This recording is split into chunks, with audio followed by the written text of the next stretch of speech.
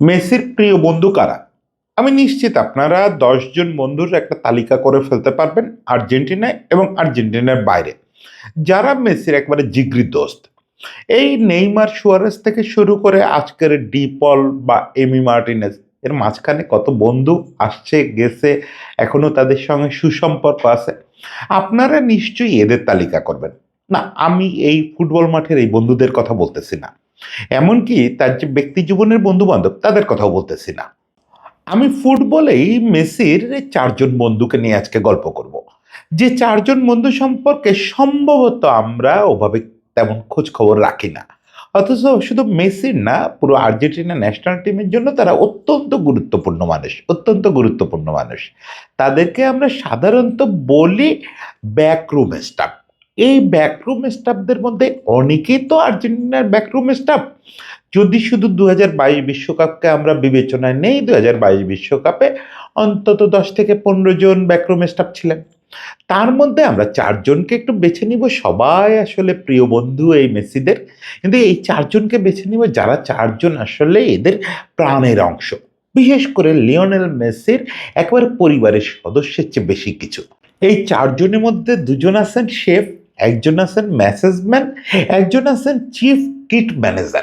এই ৪ জন মানুষ। আমরা তো এই মানুষগুলোকে সাধারণত প্রকাশ্যে দেখে অভ্যস্ত না, এবং এই মানুষগুলো কখনো কৃতিত্বের ভাগীদার হন না। কিন্তু খুব বিস্ময়করভাবে আপনি দেখবেন যে মেসিরা যখন যে ট্রফিটা জেতে, সেটা বিশ্বকাপ হোক আর কোপা হোক, সেই ট্রফিটা যে কয়জন মানুষের ছুঁয়ে দেখার, হাতে ধরে ছবি তোলার সৌভাগ্য হয়, তার মধ্যে এই ব্যাকরুম স্টাফরা থাকেন। বিশেষ করে এই ৪ জন থাকেন। এই ৪ জনকে নিয়ে আজকে একটু গল্প করি। ঠিক আছে?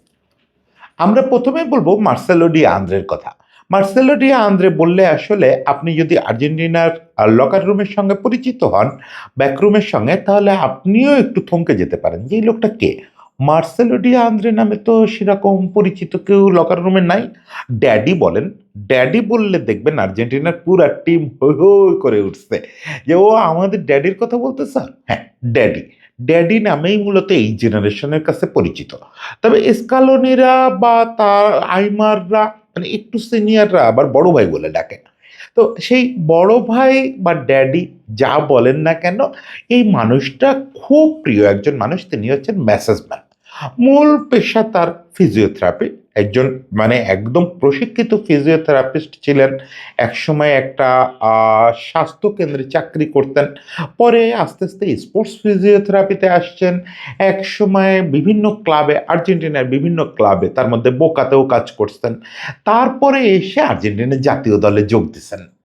২০০২ বিশ্বকাপের ঠিক আগে, আগে ড্যাডিকে হচ্ছে জাতীয় দলে নেওয়া হয়। জাতীয় দলের ফিজিওথেরাপিস্টটা সহকারী ফিজিওথেরাপিস্ট হিসাবে। মূলত মেসেজম্যান, মূলত মেসেজম্যান হিসাবে নেওয়া হয়। এবং কিছুদিনের মধ্যে ২০০৬ আসতে না আসতে ততদিনে মেসি দলে আসছে। মেসির সবচেয়ে প্রিয় পাত্রে পরিণত হন। গাট্টা-গোট্টা মানুষ, দীর্ঘদেহী, মেসির চেয়ে অনেক লম্বা। ফলে মেসির খুব প্রিয় পাত্রে পরিণত হন এবং মেসির জাতীয় দলের খেলা থাকলে এক ধরনের সহচর হয়ে ওঠেন উনি। মানে মেসি যেখানে যায়, এমনি লকার রুমের কাজবাজ তো আছেই। যখনই খেলা শেষ হয়, প্র্যাকটিস শেষ হয়, তখন তো, বা প্র্যাকটিসের আগে, খেলার আগে ওনাদের অনেক কাজ থাকে মেসেজম্যানদের বা ফিজিওথেরাপিস্টদের।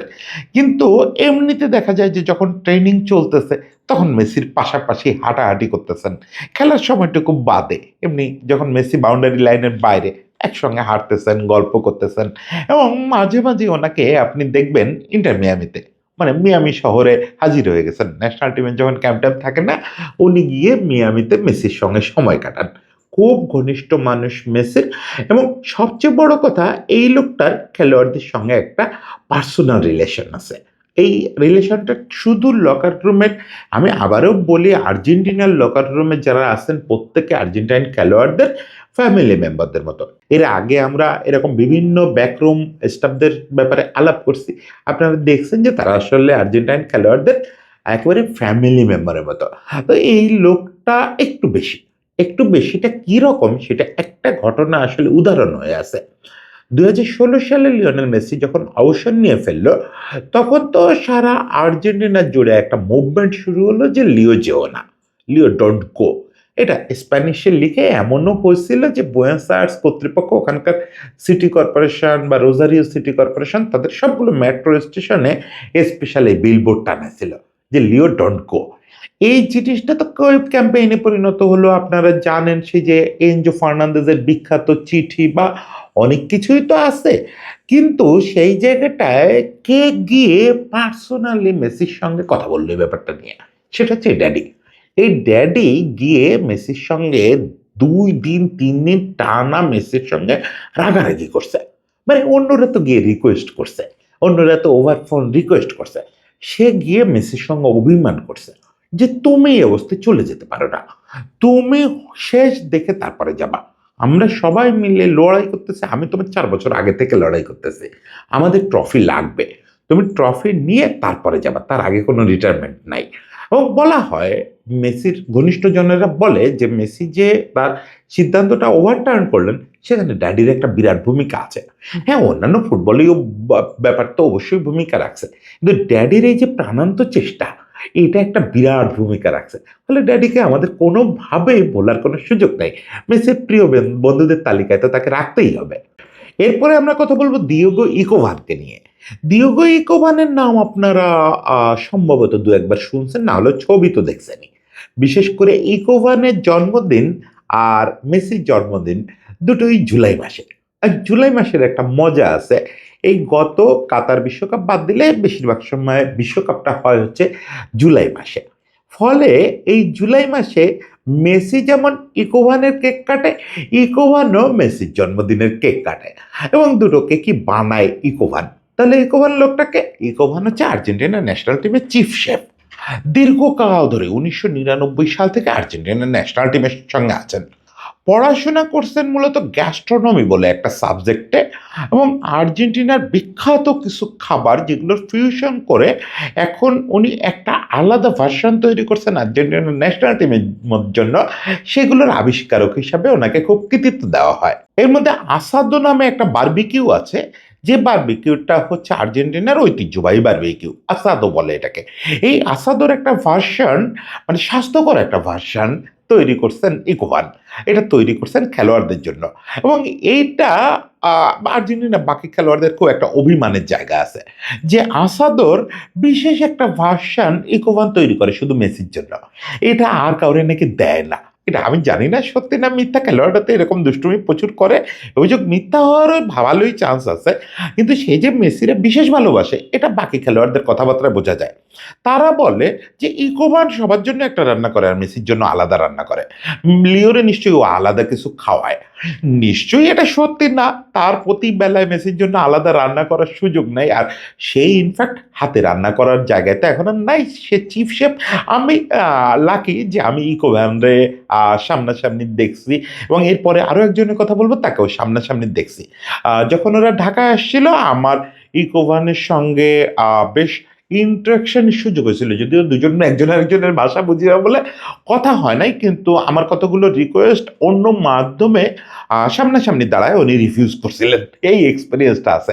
আমি আসলে ওদের ওই ইয়ে সম্পর্কে জানতে চাইছিলাম, ফুড মেনু, খাদ্যের অভ্যাস অমুক তমুক। তা উনি খুব কঠোরভাবে এটাতে আপত্তি করছেন যে না, কোনোভাবে এটা ডিসক্লোজ করা যাবে না। অবশ্য সাংবাদিক হিসেবে একেবারে ব্যর্থ হই নাই, পুরো লিস্টটা নিয়ে ফিরছিলাম ওই দিন শেরাটন থেকে। যাই হোক, সেটা আলাদা কথা। কিন্তু ইকোভানের সামনাসামনি দেখছি, ইকোভানের কঠোরতাও দেখছি। ইকোভান কিন্তু এই কঠোরতার জন্য বিখ্যাত। একদিকে যেমন মেসির জন্য সে একটা প্রিয় মানুষ, মেসির প্রিয় প্রিয় খাবারগুলো সবসময় রেডি করবে, আর জুলাই মাস যেটা বললাম যে মেসির জন্মদিনের কেকটা, অন্তত ওই বিশ্বকাপের সময়ের জন্মদিনটা ওটাই ইকোভান নিজে হাতে তৈরি করেন। এছাড়া এই লোকটার যে কঠোরতা সেটার জন্য খুব বিখ্যাত। ওই যে বললাম 1999 সাল থেকে জাতীয় দলে আছেন, কিন্তু জাতীয় দলের খেলোয়াড়দের স্বাধীনতা এই লোকটার হাতে বন্দী। কীরকম এটা আমি আমার একদম ফার্স্ট হ্যান্ড একটা গল্প বলি। যখন মেসিরা ইয়েতে আসলো, ঢাকায় আসলো, তখন শেরাটনে, মানে এখন যেটা হচ্ছে ইন্টারকন্টিনেন্টাল, তখন ছিল আসলে রূপসী বাংলা, ওখানে তো মেসিরা উঠলো। তো এই কর্তৃপক্ষ রূপসী বাংলাটা তো বাংলাদেশ গভর্নমেন্টের মূলত প্রজেক্ট। শেরাটনের ওই বা ইন্টারকন্টিনেন্টালের ওই যে জায়গাটা, ওটা 5 স্টার ভবনটা মূলত বাংলাদেশ গভর্নমেন্টের লিজ দেয় কোনো না কোনো কোম্পানিকে। ওই সময়টা সরকার চালাচ্ছিল রূপসী বাংলা নামে।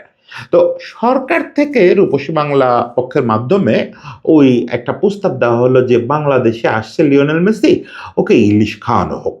তো এই রূপসী বাংলা কর্তৃপক্ষ 5 স্টার শেফ, তারা তো ইলিশের ওরকম বোনলেস আইটেম তৈরি করতেই পারে এবং খুব ইন্টারেস্টিং আইটেম তৈরি করতে পারে।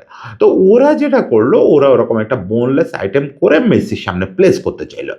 ইকোভান জিনিসটা দেখলেন, দেখে টেকে ইকোভান খুব কঠোরভাবে জানায় দিলেন যে না, এটা লিওর সামনে যাবে না।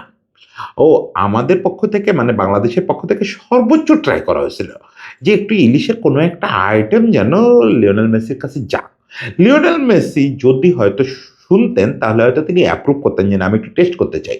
কিন্তু জিনিসটা দেখে ইকোভানের যে কোনো কারণে মনে হয়েছে এটা মেসির জন্য ভালো হবে না। কেন মনে হয়েছে আমি তো আর জানি না, কিন্তু মেসির কাছে যাবে না মানে যাবে না, কারণ বাবার সাধ্য নাই ওটা মেসির সামনে দেওয়ার। কেউ নাই ওই অথরিটি, কোচও পারবেন না, মেসি নিজেও পারবে না। সে এই পরিমাণে কঠোর, খাওয়া দাওয়া পুষ্টি তাদের ওই যে মানে ডাইনিংটা, ওই ডাইনিং এর ব্যাপারে সে ভয়ানক কঠোর। ওখানে কোনো বাইরের খাবার বা কোনো খাবার মন মতো খাওয়ার কারোর উপায় নেই। হ্যাঁ, যে যা পছন্দ করে বানায় দিবে সেটা, কিন্তু সেটা তার সিস্টেমে হইতে হবে, সেটা হেলদি সিস্টেমে হইতে হবে, সায়েন্টিফিক ওয়েতে হইতে হবে, যাতে তাদের খেলায় এটার প্রভাব না পড়ে। ফলে ইকোভানকে সবাই খুব গুরুত্বপূর্ণ মনে করে। আর মেসি, লোকেরা বলে যে মেসি উপরে উপরে ভয় পেলেও ভেতরে ভেতরে নাকি ইকোভানের খুব ভক্ত, কারণ ইকোভান তার জন্য বিশেষ বিশেষ খাবার তৈরি করে দেয়। ফলে ইকোভানের গল্পটা আমরা জানলাম। এবার আমরা মেসির মারে নিয়ে বলবো। অবাক হচ্ছেন যে হঠাৎ করে এই আলোচনার মধ্যে মেসির মা কোত্থেকে আসলো? আচ্ছা, উনি হচ্ছে একটা ইন্টারন্যাশনাল বিভ্রান্তি আন্তোনিও ফারিয়াস। এই 2022 বিশ্বকাপ জয়ের পরে একটা দৃশ্য দেখা গেল। সেটা হচ্ছে এক মোটাসোটা ভদ্রমহিলা আর্জেন্টিনা জাতীয় দলের সেলিব্রেশনের মধ্যে ঘোরাঘুরি করতেছেন, কখনো সার্জিও আগুয়েরোরে জড়ায় ধরতেছেন, কখনো এরে জড়ায় ধরতেছেন, ওরে জড়ায় ধরতেছেন। হঠাৎ করে লিওনেল মেসি পেছন থেকে তার শোল্ডারটা ধরে ডাক দিল মেসির, দেখে উনি কেঁদে দিয়ে মেসিরে জড়ায় ধরছেন। মেসিও দীর্ঘক্ষণ তারে জড়ায় ধরে কাঁদতেছে আর সেলিব্রেট করতেছে। এখন পরদিন সারা বিশ্বে, অলমোস্ট আর্জেন্টিনা ছাড়া সারা বিশ্বে এই ছবিটা ছাপা হলো যে মেসি তার মারে জড়ায় ধরে কাঁদতেছে। কেউ অবিশ্বাস করার কোনো কারণ নাই, কারণ মেসি তো ফুল ফ্যামিলি তখন গ্রাউন্ডে, ওর বউ বাচ্চা বাবা মা সবাই গ্রাউন্ডে। এটা মেসির মা হতেই পারে, মেসির মারে কয়জন চেনে? সারা বিশ্ব এই এক বিভ্রান্তিতে পড়ে গেল। পরে জানা গেল উনি মোটেও মেসির মা না। তবে ঘটনাটা আমাদের বলে, এবং এই বিভ্রান্তিটা আমাদের বলে যে ভদ্রমহিলার অবস্থান মেসির কাছে মায়ের মতোই। তিনি হচ্ছেন আন্তোনিয়া ফারাস। আন্তোনিয়া ফারাস হচ্ছে ডেপুটি শেফ। অ্যাকচুয়ালি পদটা ডেপুটি শেফের হলেও উনি আসলে পুষ্টিবিদ, আর্জেন্টিনার দলের পুষ্টিবিদ। মূলত ওই যে ইকোভানের যে কঠোরতা, ওই কঠোরতাগুলো সোর্স হচ্ছে উনি। উনি লোকটাই মাতৃ সমতুল্য হলেও উনি কিন্তু এই কঠোরতার তালিকা করেন। উনি ইকোভানকে ওই লিস্টটা সাপ্লাই দেন যে কি তাদের খাওয়া উচিত, কি তাদের খাওয়া উচিত না। উনি পুষ্টিবিজ্ঞানের ছাত্রী, পুষ্টিবিজ্ঞানে পড়াশোনা করছেন, একসময় 5 স্টার হোটেলে চাকরি করতেন, 2014 সাল থেকে আর্জেন্টিনা জাতীয় দলের সঙ্গে আছেন। তার মানে ওই যে যেবার আর্জেন্টিনা ফাইনাল খেললো, অল্পের জন্য হেরে ফিরে আসলো। এক্ষেত্রে আমি অবশ্য এই ভদ্রমহিলাকে খুব লাকি বলি যে 3টা বিশ্বকাপ অ্যাটেন্ড করছেন, তার মধ্যে 2টাই ফাইনাল খেলছেন, একটা জিতে ফেলছেন। ফলে এই ভদ্রমহিলা কিন্তু বাকিদের তুলনায় কষ্ট কম দেখছেন। কষ্ট তো পাইছেনই, আর্জেন্টাইন হিসাবে তো দীর্ঘজীবন কষ্ট পাইছেনই, কিন্তু জাতীয় দলে আসার পরে কষ্টটা কম দেখছেন। এবং আর্জেন্টিনা জাতীয় দলে উনি আসলে মা, আসলেই মা। ওনার বয়স হয়তো এই মেসিদের মায়ের সমান না, তার চেয়ে একটু কম বয়সেই হবেন আমার ধারণা। আমি ওনার বয়সটা পাই নাই, কিন্তু ওনার যে মাতৃরূপিণী একটা চেহারা এবং সেরকম কেয়ারটেক করা, উনি পুষ্টিবিজ্ঞানী বলে ওই পুষ্টিবিজ্ঞানের খাতা কলমে আটকে থাকেন না। উনি ওদের প্রিয় প্রিয় খাবার তৈরি করেন। আপনারা জানেন যে এই লেভেলের পুষ্টিবিজ্ঞানী যারা, বিশেষত যারা শেফের সঙ্গে সরাসরি কাজ করেন ডেপুটি শেফ হিসাবে, তারা নিজেরাও রান্নাবান্নায় বেশ ভালো, শেফ হিসেবেও বেশ ভালো। উনি এদের প্রিয় প্রিয় খাবার, যে এইটা কোন খুব পছন্দ করে, এইটা এমি খুব পছন্দ করে, এই জিনিসটা একটু বানায় নিলাম। বানায় ও আসবে এই দিনে ক্যাম্পে জয়েন করবে, ওর এই খাবারটা সবার আগে দিব। এই কাজগুলো উনি খুব করেন। ওনার মূল ডিউটির বাইরে ওই যে বললাম মা হয়ে উঠছেন কি করে? মা হয়ে উঠছেন হচ্ছে আর্জেন্টিনা এখন ন্যাশনাল টিমের চারপাশে সবসময় 40 থেকে 50 জন ফুটবলার থাকেন না?